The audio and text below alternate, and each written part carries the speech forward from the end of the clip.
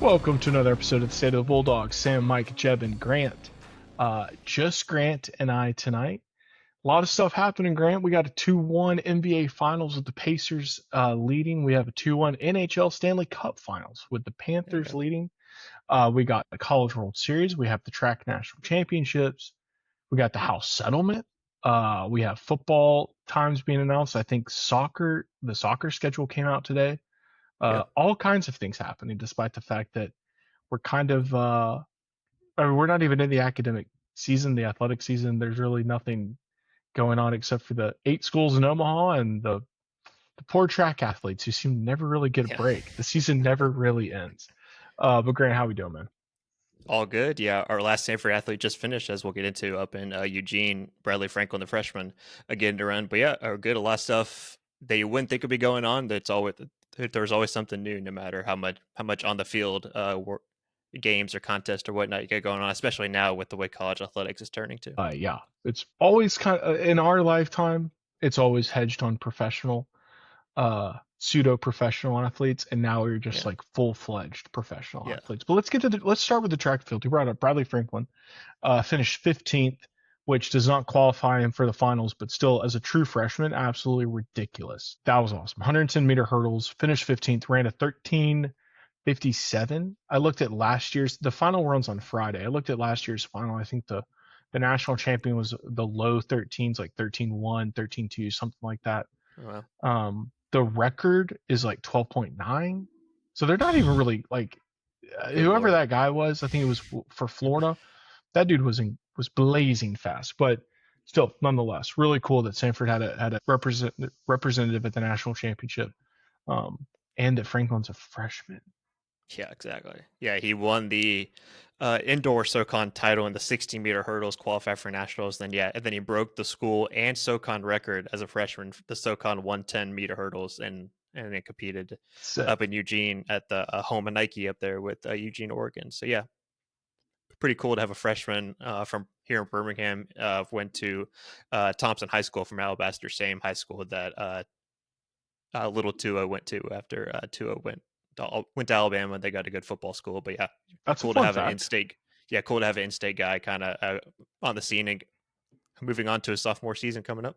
Okay, what's crazy? All right, so the Crimson published an article on Franklin back in March, and you can kind of just Google Samford Crimson Franklin article. It should come right up. And the article mentioned that he started running on boat ramps. He was like in 5th grade or 6th grade, and his dad took him out running on boat ramps to teach him how to run correctly. I just pulled up that story right now. Yeah, he got to 7th grade, and his dad was like, "You should join the track team." He's like, "Okay." So he started doing 400-meter hurdles and long jump. He said in fact, he was quoted here, quote, "I wasn't super great at them. I was enthusiastic about it at the time. Then he got to 8th grade, and then he started doing well. And obviously, once you start doing well, you start to enjoy it more, and just the way that goes. So yeah, pretty cool story. Yeah. No, that was cool. And we were talking about this before, but he has a podcast. It's here, let me pull it back up. It was called After Practice. After Practice, yeah. And he does it with 2 other track athletes. So we'll put a link to that in the tweet this week for this episode. But they kind of talk about all kinds of stuff as it relates to being a D1 athlete. Some of it, the practice grind and schedule and mental side of being an athlete, other things, fun stories about meets or overcoming challenges and whatnot. But pretty cool. Three Samford guys. They do it in their dorm room, so you got to love the very organic nature of the conversation. We'll put a link to that. But yeah, Bradley Franklin, 15th in the nation, 110-meter hurdle, blazing fast. Yeah, I pulled up the podcast profile on Spotify, and the picture they used, the video. Looks like it's inside of Smith, basically, or Mountain View, one of the two. He's just in the recording on the bench in front of a window, and then they have had other athletes at Samford kind of join them, mainly track and that too. So yeah, it's cool. We'll put a link in there for sure. Football times are announced. We talked about this last week before I wrecked everybody in Jeopardy. But nothing too surprising, right? Most of our conference games are always in between 1 o'clock and 3 o'clock in the afternoon. Nothing really stuck out there, but the fun times. So West Georgia, it's our night game, 6:30. Start of the season on a Thursday. Hopefully fireworks. That's always been a fun thing to do to kick off the season. And then both the Baylor and A&M games are going to be at 11 a.m. Central, which is also local time, considering both those are in Texas. Um, and then most of the conference games are 2:30. The Western game is at 1:30 Central. And then they still have not figured out a time for VMI and Wofford and Grant, as you said. That's probably because there's some flexibility as far as the SoCon game of the week. Every time we go to VMI, that's obviously going to be as early as possible, so you can get in and get out and make a long trek afterwards. There's probably an after or at lunchtime around local time, Birmingham time. But yeah, Yeah, I was surprised. I mean, I don't know anything about we have not dug into the preseason football yet, but as far as VMI goes, is there really a chance that that would be the SoCon game of the week? Like, maybe um, everybody's on a non-conference game that week? I don't know. It seems yeah, odd that that time has not been set. The Wofford one makes more sense, even though they'll probably be trash again this year. But who knows? Maybe yeah. they're gonna be good. Yeah, and it's late. It will be cool to.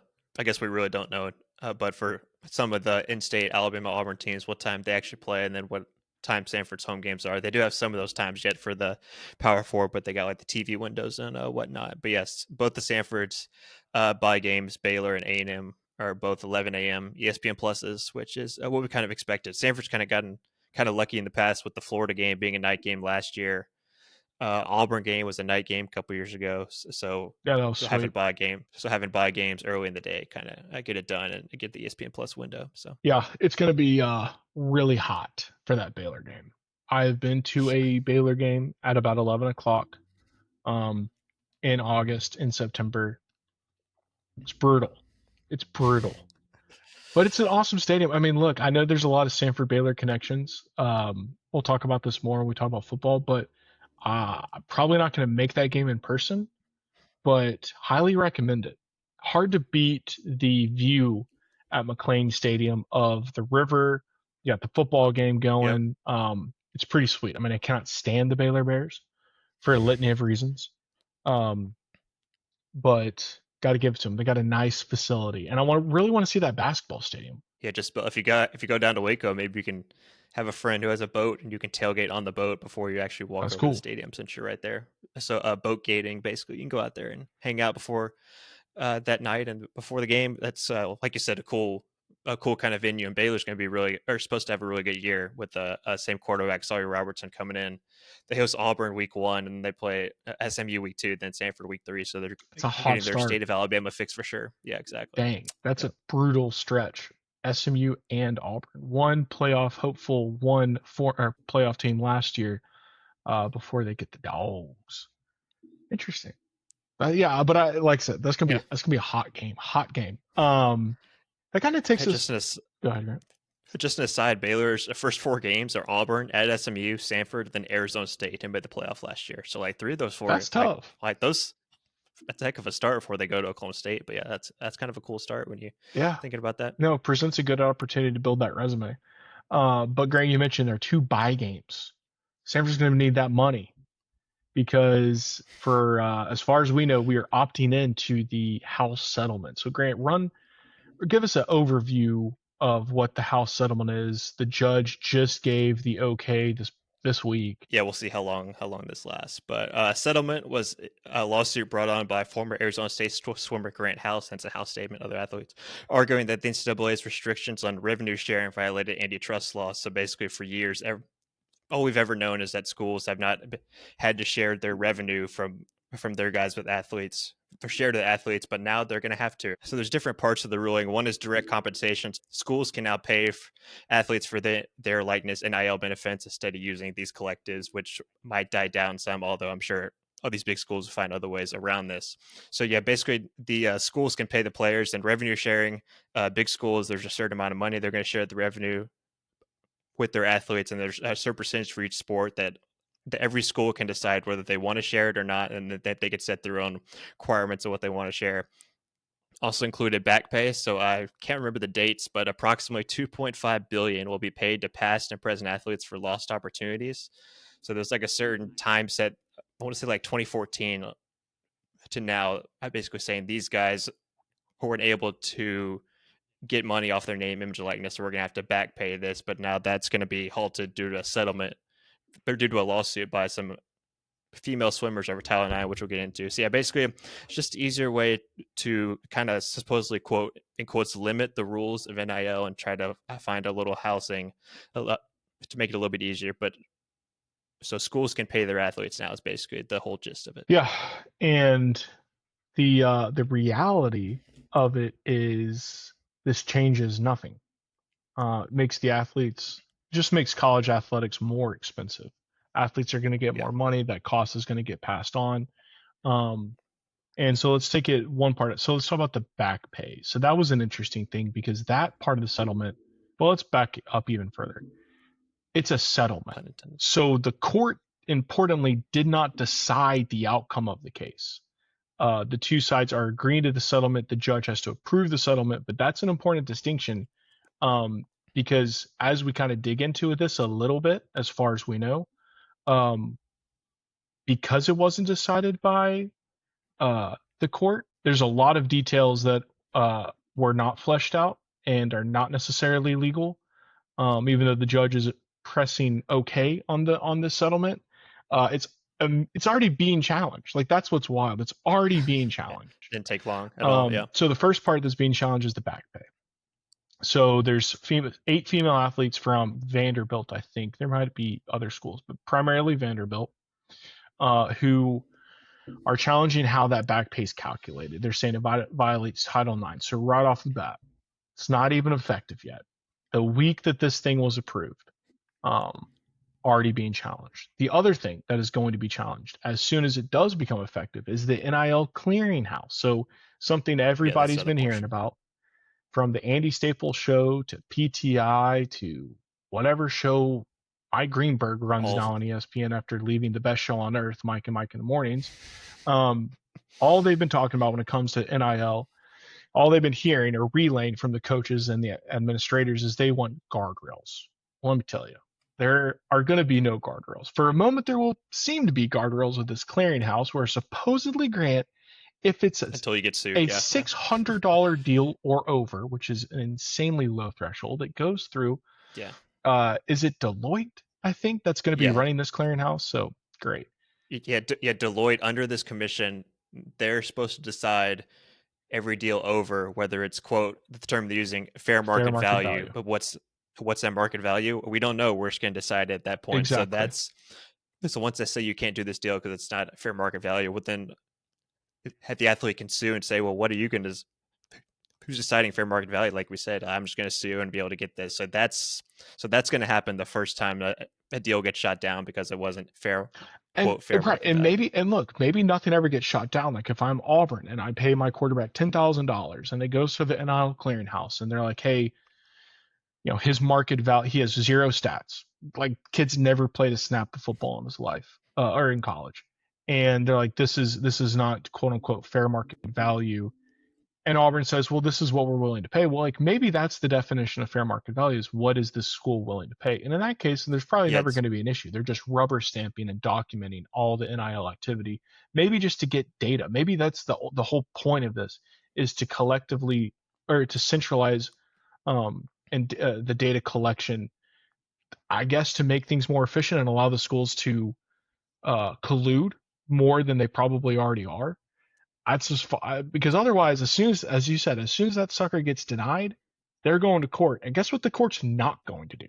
They're not going to uphold this NIL clear. Imagine Grant, if you're part of an organization and you go to said organization on this deal that they offered you to come, and this other body who you have not agreed to, do business with or whatnot, interferes in your ability to earn money in America.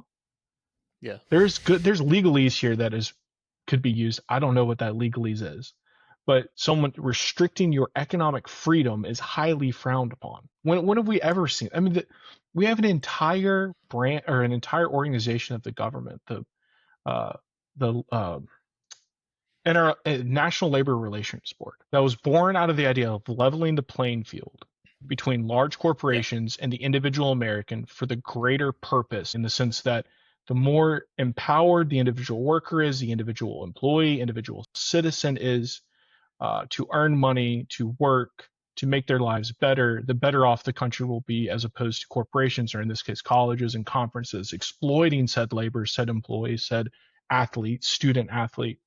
Um, Rest in peace. and so I just don't see how the NIL clearinghouse is going to be effective. And so with that said, Yeah, if you take and there's that like an away, app. Yeah, yeah. Go ahead. if you take Yep. that away, then where are we? We are literally just schools can pay athletes The $20 same million spot. a year, the total pool, $20 million a year. And that's it. You can still have your $1 million NIL pitcher from Texas Tech. You can still have your $4 million that Duke gave to or $3 million to the Tulane quarterback. None of that goes away. None of that changes. None of that is restricted or enforced. And that's the other part of this, Grant, is these schools are signing on to, or at least for football, this is a little unclear. I don't really know, but they're signing on. They've created an enforcement arm, a new enforcement arm, because the NCAA wasn't very good. This is just the NCAA 2.0. Like, this might be the dumbest thing I've seen. Because What again, what I'm trying to find the official name of it. The College Sports Commission doesn't sound as fun as NCAA. No. Grant, they act like, first off, they act like the NCAA took its own teeth out. That's not true. The courts have taken the teeth out of the NCAA. The schools have taken the teeth out of the NCAA. So now they're essentially rearming a new organization, fresh coat of paint, bing, bang, boom. And over time, we're going to whittle it back down to exactly what the NCAA was, which is a feeble, ineffective organization. Yeah, and there's going to be an app that schools can use called NIL Go, which is basically a portal you can go in, and that's where you get your deals declined or accepted or not. But yeah, to your point, like this car dealership in Lubbock thinks that this quarterback's $2 million. Like, who are you to say that that's Yes. not fair market value? Yes. Like I set my own value. Like, how am I supposed to know? Like, he means that much to us. We'll use Lubbock for an example because they got all kinds of funding money they're using in softball and like even football. I saw something where combined with the house settlement plus NIL, they're going to spend like $40 million like combined on their football team this year or something. I hope they're good.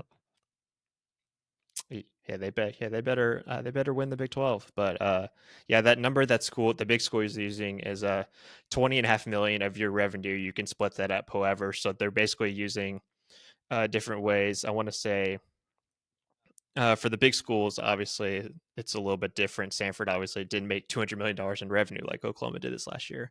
So the settlement, like at the payout, they're deciding like 75% future revenue to football, 15 to men's basketball, 5 to women's basketball, and 5 to all the other remaining sports. Those are kind of like the big schools, the way that they're kind of allocating this. And then another point I forgot to mention is roster limits too that involves scholarships. So this is from Sam Hurd, who covers FCS football, kind of broke it down really nicely. They're talking about how some conferences are working to see if they're going to schedule or set a roster limit cap or not. So opting in means the school no longer faces scholarship limits, but roster limits, which is 105 for football. But FCS teams obviously didn't have 105. The current formula is Samford is having 63 football scholarships that can be spread out over 85 players. So now for schools that opt in, they still face a conference-wide cap if the SoCon keeps it, but they can now spread 63 scholarships to 105 players, stay 85 players. Interesting. So you can find different ways to work around. So that's not scholarship. It's basically instead of you can only have this amount of scholarships, you can basically for football, like we can pay this much so we can have this amount of players. So it's basically every school can decide whether they have enough money Very to interesting. fund as many as the scholarships. So there's roster limits, but only in the sense of total scholarship money, whatever 63, or what's the FCS limit? Would you say 60? 63. Yeah, 63 could be spread out over 85 total. I can go from 63 to 105 if you have the money to do it. Interesting. Well, let's talk a little bit about that, because UTC announced today that they are opting in. So that's the other part of this. Schools have the option to opt in or not to the settlement. I don't know what happens if you opt out. Like, are you still part of the team? I don't know. Like, does the NCAA kick you out? I don't know what the consequences for opting out are. Yeah, I don't know. But when you opt in, you basically the penalty is you're signing up for the back pay that's currently on hold. That's like the financial hit Otherwise, for schools like That's Samford and UTC, nothing's really going to change. It's going to give some schools some more economic flexibility as far as scholarship allocations, like you mentioned, Grant. But it's not like UTC and Samford are going to be shelling out $10 million or much less right. $20 million to its student athletes. Like that's insane. Um, Yeah, I've online Sanford, obviously a private school, but every year, or it's a little backed up, but fiscal year 2023, so 2022 athletic year, Sanford Athletics made 2.7 million in revenue. So theoretically, they could share however much of that I think it's 2.7 they 20%. wanted to with athletes. I don't know if it's 20% of the total revenue up to 20 million. I think yeah, I think it would be yeah, you're right. I think it would be up to 20 million. So whatever 22.5% of, say, Sanford made $3 million in revenue last year, 22.5% of Okay. whatever that So number would be. That's what you can pay to that's what I athletes. thought. That's what I I thought. think. And Yeah, yeah, that makes maybe more and sense. maybe we do that, but I even then I find that hard to believe. Um, Yeah, I could see some basically another way to fund your basketball team, basically, other than Cooney cutting all the checks, hey, basically. this But is a great opportunity for us to cut the men's golf program. No offense to got a couple buddies who are on the golf team. No offense, guys. yeah, But that's like that's the low hanging fruit is okay. So because I mean, look, it's all market driven. Right now, yep, we don't think any SoCon school, any FCS school is really going to shell out much dough to the student athletes. But let's just say, hey, all of a sudden, I mean, you look at ETSU bringing all these FBS quarterbacks. Someone's paying yeah, something up in Johnson City. So yeah, let's yeah. Opting in, yeah, opting in gives you the option to pay. You don't have to share any if you don't want so to. let's So say it's the same ETSU way. starts shelling out like $2 million or whatever 20 whatever the maximum is they can shell out. Well, then that would force Sanford's hand.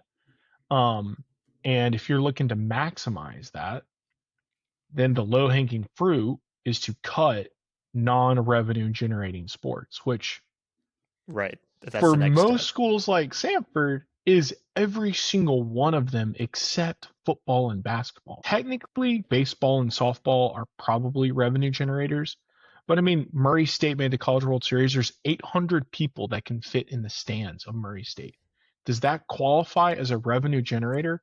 Probably not. Probably not. I did look it up. I did look it up. Our Jolie Griffin Field can seat 1,000, Let's so go. that's like the Let's equivalent. go. So take But that, does Murray Coach David State. We cut the got you by grass? 200.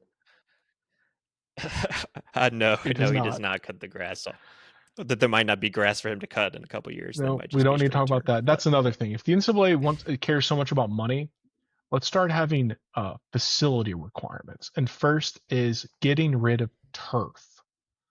You know, yeah, we hear all about green and environmentally friendly and sustainable. Guess what's the most sustainable plant on earth? Grass. Guess what is grass. the easiest plant on earth to grow? Grass. Guess what is also bountiful and available? Dirt. Grass and dirt. Ain't much to make a field. Yeah, And it is so much better than turf. It was sad, Grant, when you would tune in to watch Texas, the number one college baseball team this year, and you look at their field and it is completely turf. synthetic. Completely synthetic. Sad. It's sad. I'm trying to think of the trying to think of the SEC teams that don't have turf. Now that you mentioned that, That's a good question. I There think are a there's still few. I think there's still more that I think there's still more that have grass because like Oklahoma, Texas have turf. Yeah, I'm sure there's at least a couple more that do have Yeah. turf. It, Yeah, I saw something where North Carolina, their football field had turf before this year, and Belichick was like, "Nah, fam, we're not doing that. We're doing grass." So they put in grass for this year because Belichick was like, amazing. "Hey, we're doing It, grass." It's like, "Okay, coach, it's yeah, a better choice. It's a better choice. It looks better on like a grass field on TV looks so much better for your program than a turf it field. does." Uh, I remember how Notre Dame used to always have like the tall grass, like before they to make them stopped. slow. Yeah, Exactly. So get those corn-fed guys a little bit that's right. slower than everybody That's right. else. Anyway, that's a But huge but stick sidetrack. exactly. Sticking with baseball, I think the roster. Speaking of roster limits, I think the roster cap is Yeah, that sounds 34, right. 34, 35. Then basketball is 15 with 13 And scholarships. I guess something for basketball is going to remain insane. The portal is going to remain insane. But for baseball, I was so skeptical when all of this house settlements talk began that it would have a, I think I even mentioned it a few months ago on the podcast, that it would have an outsized impact on baseball because now you weren't capped at 11.7 scholarships. You effectively could give a full scholarship to every player on the team. And that would mean that the SEC and the Big Ten and the ACC, Big 12, the big boys would suck up all the players. But then my brothers and I were talking about this. One, the best players in baseball get drafted out of high school. So right off the bat, the majority of college players are not even the best at a very difficult game. So you start from that level. So there's already a smaller pool of elite talent. Whereas in basketball, there's there's so many players that are at a level good enough for the NBA or the G League. So you already start off with a cheaper level of players, so to speak, on the baseball level. Then you whittle it down a little bit more. Think about how many players in college can bat 270 or even 270 to 290. Thousands of players. Yep. So yeah, there might be a pitcher or a batter that goes for $3 million to Auburn or to LSU. But that is severely overpaying for the production that they're going to be able to pump out at that level, because first off, that talent is already in the league. Like, they are already drafted by the MLB. If you're a 6th round pick, you're making $1 million signing bonus. And so you're really looking at rounds 8, 9, 10 and beyond of guys who might consider going to college. So just from that standpoint, I think we're safe from a college baseball perspective, because we'll always be able to find guys coming out of JUCO, underdeveloped or underutilized power conference players like we have. I don't think that changes our recipe at all. So I'm off of the death of Samford baseball, like I was the doom scenario. I guess when that first came out, whenever that was. Because that's where my mind went. My mind did not think about, oh, well, there's actually so much talent. There's so much similar talent across college baseball. That is just not the case for basketball and football. I mean, with 5 guys on a basketball court, if you got one guy that's just way better, you're going to have much more success. So that's different. And then football, same thing. You know, it's hard to beat a 6'6", 300-pound tackle that can run a 4.6 40. Like, those guys don't grow on trees. But baseball? No, they go to Georgia. They go to play Georgia. That's right. Yeah. So basically, the whole thing, Samford has the option to pay their athletes. Will they? I'm sure they will do some for basketball, but who really knows? And we'll never know the amount or anything, because obviously private school. So I think opting in is the right decision. Just makes, I guess, not life easier, but the rules that as long as they stay in place, you're going to have to live by. So. Another weird thing, Grant, is it's almost like this settlement is handing these schools the rope to hang themselves with, because think about Cal. So Cal, Oregon State, trying to think who else has had big stadium renovations that put a lot of debt on the books. Cal, Oregon State. There have been some others. But in this race to be competitive, because if you take a step back and think, okay, why would I opt in? I want to remain competitive in the college athletic landscape. Okay, why? Well, the marketing value primarily. The business of school is always bigger than the business of sports. Okay, so now we have a increase to our fixed costs as to our operating budget for every athletic program across the board. Unless you're at the FCS level like Samford. Like, I think we're shielded from this a little bit. But the power schools, they better pray that those TV deals keep going up. Because if they don't, all of a sudden, if you're in an arms race with Ohio State or Texas or Alabama, and you're an Oregon State or you're a Cal, there's going to be a day where if you're not keeping up, you're going to get cold from the herd. Because that's the other thorny part of this is, okay, we're kind of moving into a direction where football might break entirely away from itself. And when that happens, the conferences may very well just break up, and we may have a super conference of 30, 40 teams, and your Boston colleges, your Georgia Techs, even your Illinois are going to be left in the dust because they don't bring the juice as far as the football ratings. And now all of a sudden, you're like Oregon State, who the Pac-12 disappears overnight. You're on the hook for, let's just say, $100 million stadium renovation, and you have no conference revenue coming in. that's a bleak situation. That's And it's I don't tough. Yeah, see that threat going away. yeah, because the trend for big schools until maybe I guess 2021 maybe was basically like facilities, right? We have the Right. biggest, baddest, best facilities. Even though Texas Tech again just built this like $100 million You like still have to insane have facility. facilities. Yeah, you still have to do it. Yeah, so that was like the arms race. Okay, you saw this facility. Like I was like, oh my gosh, Clemson put a slide in their Literally. facility. Like we have to do Hot something tub. like that differently. And it's like exactly like even Oklahoma had a plan. Like they're going to do this and this. I was like, oh, this probably isn't the best way to do. Let's scrap this. Focus on stadium revenue and stadium expansion. And now it's gone to okay, we need to make as much money as possible. Let's slow down the facilities as much. And now we need to find a way to have distribute and bump up ticket prices and find different avenues of revenue for schools, and that's where FCS schools like Samford come in, where it's okay, where on the margins does that come from? We got to make a little more money here and there, and that's obviously what every SoCon school, Big South, whatever, kind of has to deal with, and that's what they're kind of figuring out now. To the point of SoCon Commissioner Michael Cross, even he was like the schools haven't had enough time or had enough information to decide, okay, what exactly is going to happen and what we need to do this and this. So that's why the opt-in date for schools is supposed to be Monday, but now it got pushed to June 30th to kind of give those schools more time. And Cross has been a big advocate for basically just trying to find, okay, where do we fit in this whole situation? Because no one's really telling us what's going to happen basically with our level of football or schools or whatnot. Yeah. Yeah. That's the whole other part of this is so the House settlement, the parties of the suit were the NCAA and the five power conferences. Um, Yeah. Not every single member school, right? So the NCAA was, I guess, representing all member schools. But because the Power Five conferences were brought into the case, those schools within those conferences were much more involved in molding this solution, so to speak, and everyone else was kind of left to wait and see, twiddle their thumbs until something was decided. And now something's been decided, and kind of have to play ball. And they still don't know exactly all the ins and outs. Like no one knows like how the back pay is going to work and all that and how much you have to pay depending on again that fair market value kind of portion Right, of it. right, Exciting, right? Fun yeah, times. Billable hours always wins. that Just is remember so that. true. Yeah, who would have thought when we started this we'd be talking about lawyers suing NCAA settlements, all this stuff, and just like what happened on the field, right? Seriously. Yeah.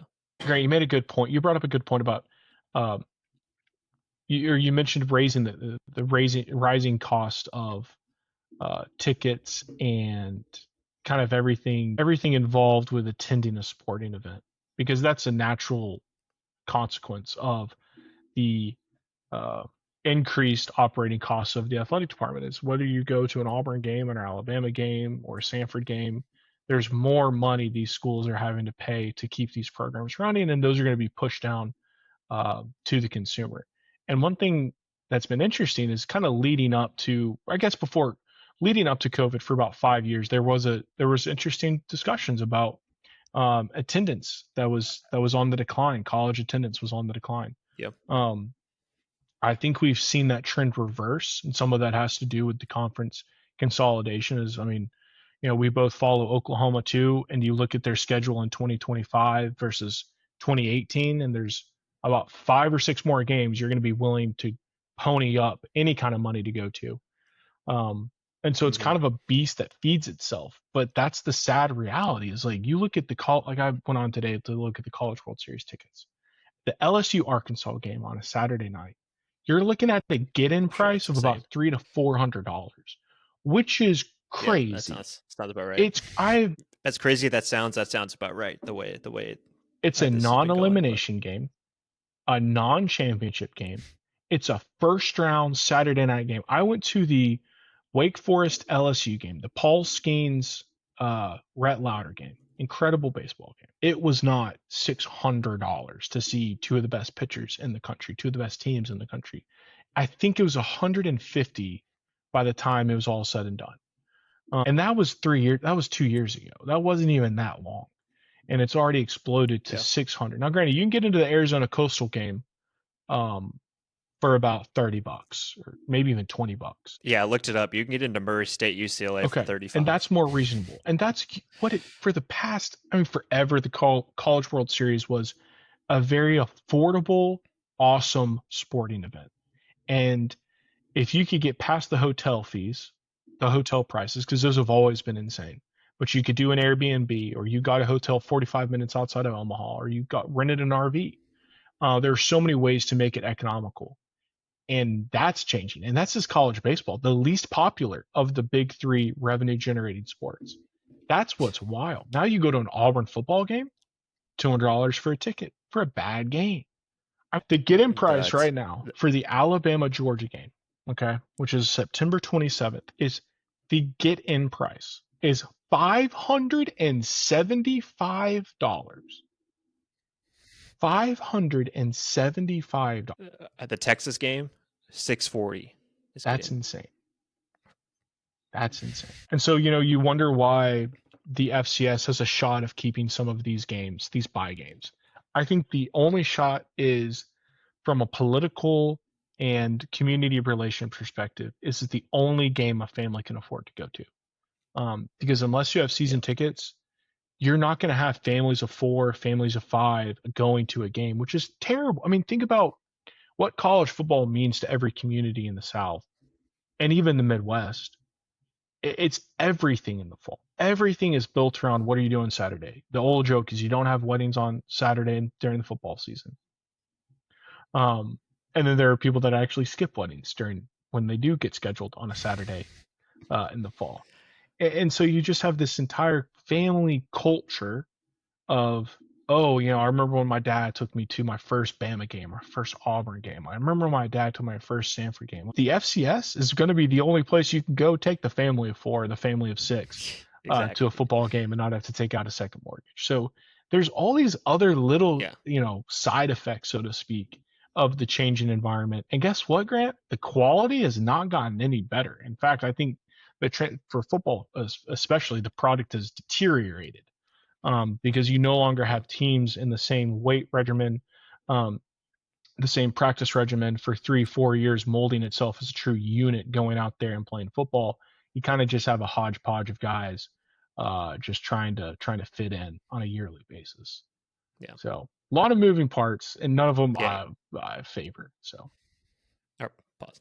Yeah, and in Sanford's case, I saw on the message board someone was talking about how season tickets for last year were already available to purchase at this point.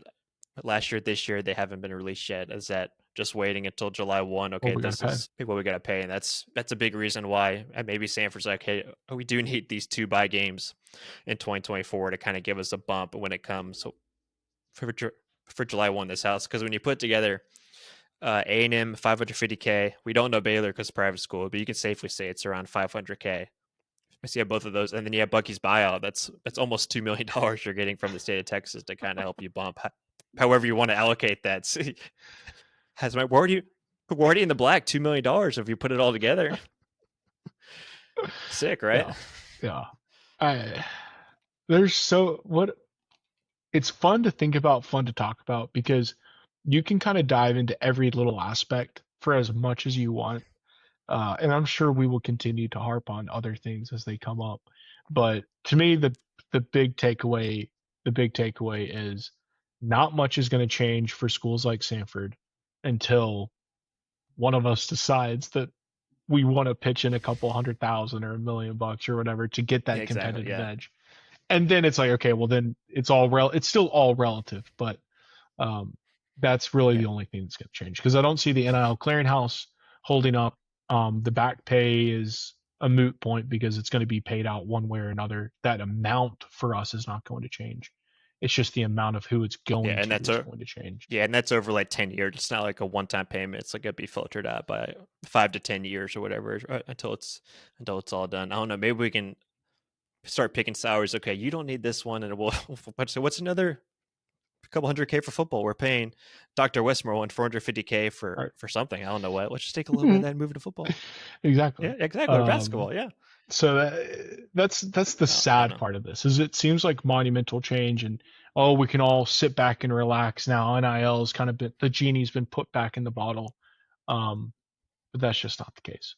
So Yeah, until schools, like you said, start cutting sports, and even athletic departments in advance of this had already been laying off guys, and so that's a stretch kind of you have to right. make. So it's kind of like, okay, cool, this is awesome, but still there's other effects. Again, like we talked about, the trickle down of a football game tickets or whatnot. There's still people getting laid off at these schools so they can start paying And athletes that's, I more. know I was just summing this up and now I'm going back into the weeds, but that is one other just aspect that grinds my gears, Grant, is we have somehow, I guess maybe in the past 60 years since World War II, as a country collectively Ooh. over time decided that maximization of profits is the end all be all and the ultimate goal. And we don't think about the ramifications of that. And in this case, money, the pursuit of money and partaking in a market inherently makes our actions and decisions more efficient from that perspective only.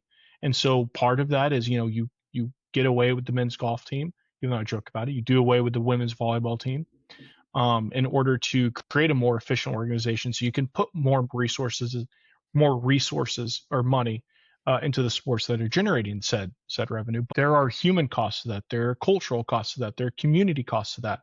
um, let's just say the you could drill it down to a single athlete. You have a volleyball program, and even though the intent is not to necessarily bring on people that exude your school culture and whatnot. Let's just say one person came to Samford because they otherwise couldn't afford it, but they're really good at volleyball. And they join the volleyball team. They become a great student at Samford, and they go on to do great things. And the only reason they were able to do that and really buy into what Samford represents is through a non-revenue generating sport. And that's highly anecdotal and really not that relevant to anything that they're discussing in the House settlement talks. But that is a, a consequence that could have a significant ripple effect when you think about all those kids, um, who are losing out on all those opportunities, not only from the school's perspective, but honestly from our country's perspective. Um, because college sports is so much more than just winning and losing. Sports are so much more than winning and losing. And this is controversial, but I think the qualities of our society are certainly deteriorating. And when you do away with things like this, you just keep chipping away at it. And we're very good at replacing it with more apathy, more greed. Yeah, so much fun, right? So Exciting. exciting, so exciting. And then you layer that on with our political environment, and it becomes even more exciting. But anyway, So just get us to mid August, and then we can coast and get back to the normal ins and outs of what's happening on the field, rather than all this other I don't know. excess stuff. Things can, As I as I say on June 12th, as yeah, we're recording. exactly. So. Something fun though, Grant. Back to the College World Series. So the field has been set. Uh, I'm on paternity leave, so uh, you know, I've watched a lot of college baseball that has happened in the past few weeks. So I'm very tuned in to these teams. Murray State beating Duke this past weekend might have been the highlight, especially after the controversial interference call. I mean, my goodness. I thought it was pretty clear Yeah, cut that was interference. interference. But of course, the internet was like split 50-50. And yeah, right, What? right. No. Oh wait, they didn't agree And on I everything. get, I What? get the commentator kept saying you don't want to end the game on that call, but at the same time, like if that disrupted the play that was going If to it happened, end the it happened. game, I mean, you got to make the call. Um, and how they overturned it, I have zero clue. Especially when you slow it down, you totally see the runner tightening his angle and starting running towards the defender and not the base. Anyway, Murray State, the Cinderella, Yeah. only the fourth four seed since the expanded format to make it to Omaha, which has been about 30 years at this point. They expanded in the 90s. Um, they're the Yeah. Cinderella. They're awesome. They were the team we mentioned earlier with the 800 spectator stadium and the coach that cuts its own grass. Awesome, awesome. And they score, Grant. All they do is score. So a very fun team to watch. And then the two powerhouses. The SEC got 13 or 12 teams in, and the joke, the whole regional weekend was how overrated the SEC was. But when you boil it down to the SEC had about 20% of the field, and they have about 25% in Omaha. So when you think about it, Yeah, right, they when you still got think the about it most that teams. way, Yeah. they did not underperform. They pretty much stayed even keel. LSU and Arkansas, the two SEC representatives, the two favorites, Arkansas, the 3 seed, LSU, I think the 6 seed, and then a slew of teams that are intriguing.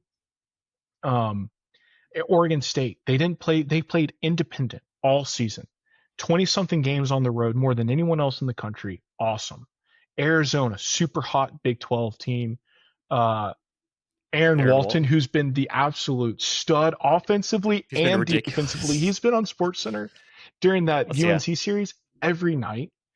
Um, Yeah, he hit 3 homers in the yep. regional final to push them to the supers.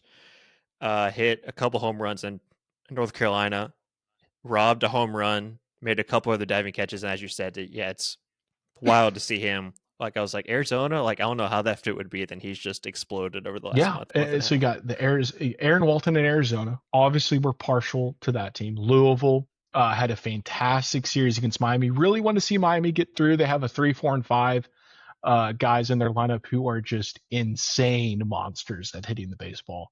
But they fell to Louisville, who is an incredibly consistent program, Grant. All they do is win. All they do is make super regionals. They just need better uniforms. Like I don't get. They're so bland. They're kind of like the White Sox of college baseball. How did you feel in game 2 when Louisville I and did not Miami like both wore that. I did white? not like that. I loved Miami's kind of their green and white combo that they wore in Game 3 was awesome. It just brings you back to the Yeah, 90s of solid. Miami college baseball, which I've only really seen on YouTube because I definitely wasn't watching that live. Um, UCLA, sneaky team, right? They're a national seed, top 15 team, but they're on the West Coast. Like we don't watch them. And whenever their games would be starting, I would be going to sleep. And even that was even the case in the regionals. It was a team that would always get the late night spot. Yeah, they were Uh, late. and I watched them play. Who were they? They were playing UTSA, who had upset Texas. Um, Yep. and I watched that whole series, and I'm sitting there like, why? UCLA is a very solid squad, but there's no star. Like, how I don't understand how this team is doing it. So that'll be a fun one. Again, not. I guess they're a powerhouse. They've been to Omaha is surprisingly less than I thought they had, given how many MLB stars have come through UCLA. But and then the last team, Coastal Carolina, obviously they won the national championship the last A time they're in wagon. Omaha. This team is Ridiculous. so good, Grant. The team is so good. They pitch well, they hit well, very disciplined on defense. Their coach is awesome. He was part of the staff that won the national championship. This is his first year there. The players obviously love him.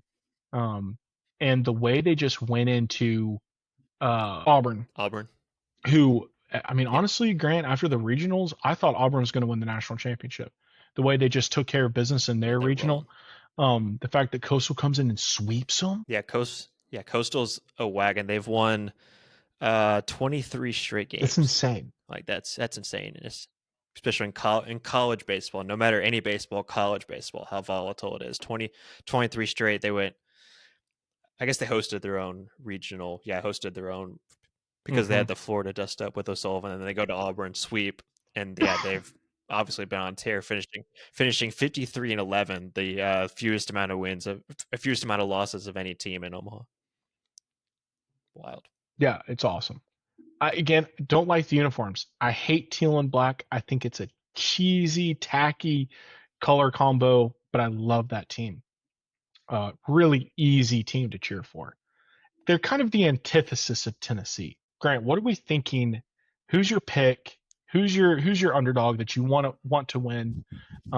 Who's overrated? Like, what are we thinking? Obviously Murray State. We Yeah, it'd want be them to win, sick. but just the way their brackets set up, they're tough. They're obviously playing UCLA, and then if they win or lose, they play Yeah. Arkansas or LSU. That's just ridiculous. No matter the run that they went to Oxford, won that regional, and then obviously beat Duke. It'd be cool to see Murray State. Coastal, the other side of the bracket is a little bit softer, just because the two SEC teams aren't over there. But I think I'd love to see Coastal and maybe Probably Arkansas. Probably, I think those two have a better chance of getting to the finals I than the others. think I would be fun if Oregon State was able to do it just because they were independent this Yeah, season. Um, and the resiliency that that athletic department showed to even get to this point is awesome. So I think I'm cheering for the Beavs. Obviously, going for Murray State too. There's a part of me that's kind of partial to Arkansas. I mean, that's a entire sports program, football, basketball, baseball, that has just not lived up to its potential, which results in heartbreak and for they've their had some fans. they've had some heartbreakers in Omaha Yes, too. The they dropping had the that foul national ball or letting that championship foul ball in drop their glove, in against their Oregon State. glove, Yeah, and the yeah, dude drops it. Oh, it's tough. It's tough, and the table is set for Arkansas to win it. If they win Saturday, they will be heavily the odds-on favorite to win it all. So I'm kind of partial to them, but then again, they're the favorite. Who wants to cheer for the favorite? Nobody. exactly. Yeah, this is Arkansas's 12th time in Omaha. Yeah, They've never won. they're not Florida State. They're not Florida State Wild. bad, but that's still pretty. That's a pretty tough dry spell. I think Florida State's been there Yeah, 24, 20 something times and have never won. Um, but yeah, hard to cheer for Arkansas, but still a little soft towards them. okay. Louisville, if they had, this is gonna sound bad, if they had better uniforms, I think I'd be cheering for the Cards. Uh, and then my wife's cousin actually played baseball for UCLA, so that would be sweet if they were able to win it. I Yeah, think, not sure. I think they have one national champ, two. They have two national championships. too. I That's right. don't know. I just know that's really cool. They play at Jackie Robinson Field. And did you know that their stadium is on the VA hospital grounds? Like if you ever look up their stadium, it's very No. underwhelming. Um, but it's really old. Huh. Yeah, I need to look that up. They won once in 2013. Was That's the only time. that was the last time they were in Omaha? Yeah, that was the last time they were in Omaha. Okay. 20 Because they have 2013. great looking uniforms. That Easy to look at. So when it comes to baseball uniforms, Grant, I think they matter. You know, I think there's something classic about the they pinstripes. do. You can never go wrong with pinstripes. Every college team that has them, they look sharp. Except Coastals. I think Coastals has. I think they have a pinstripe. It's just like, no. Yeah, I'm sure they do. Yeah, But you can't be looking like the Blacks or the White Sox. I keep wanting to say the Black Sox because of the 1916 team or Black whatever. Sox. But the White Sox, Yeah, terrible, White terrible, Sox. just bland uniforms. You can't be like that. Can't be like One that. more thing on the Samford front. We mentioned it real quick. The Samford women's soccer schedule dropped as well. No big trips in regards to travel. I remember last year they went to Oh yeah, Harvard and yeah. maybe somewhere in Texas. Somewhere in Texas they went. Their non-conference is Georgia Southern at Auburn. So yeah, their farthest trip they have to go to is Belmont. That's the farthest trip they have. They pretty much stay within the southeast for their road games. So their non-conference is at Georgia Southern, Auburn, South Alabama, and Alabama at home, at Jack State, at Georgia State, then Western Kentucky at home, and then at Belmont and at UAB before they get into conference play. So yeah, they kind of stay in the southeast before they start conference play on Yeah, September 14th or last September year they went 18th up to against West Western. Point Yeah, to play Army, that's right. and that was the furthest they went. It's interesting. Last year we played two top 25 teams in the non-conference. Obviously, polls haven't come out, but I'm guessing Alabama would be the only top 25, maybe Auburn. But I think one of them has a good soccer program, and I cannot remember which one. Um, Yeah, when we played them last time, Auburn okay, was top okay. 15 in the So I mean, country. yeah, So yeah, looking we at kind of that list, because usually we have at least two big games. Um, yeah, and maybe this is another result of the yeah, house settlements. Like, all right, hey, we can play big games, but they're going to be close to home. I don't know. We're going to just, that's speculation, but we're going to see ripple effects like that impact schools like Samford more so than in Auburn. yeah. Then we'll see. Yeah, then we'll see what the basketball non-conference looks like once that And starts from that trickling out perspective, eventually. basketball is so desperate for games. Maybe you just, there's no budget. Like if you can get it scheduled and on the books, you just go. Um, we'll say. I mean, we went to Yeah, Cornell last year. Like that doesn't yeah. make sense. But should have won. Should have won too. Yeah. Story of that whole season, baby. The College Baseball World Series will be off and running by next week. I'm sure. Hopefully, Samford will have announced that we're opting in. Maybe they're waiting. I'm not quite sure. But there will be more to come. We will see you all next week. Hope everybody has a fantastic weekend and enjoying the summer. State of the Bulldogs is out.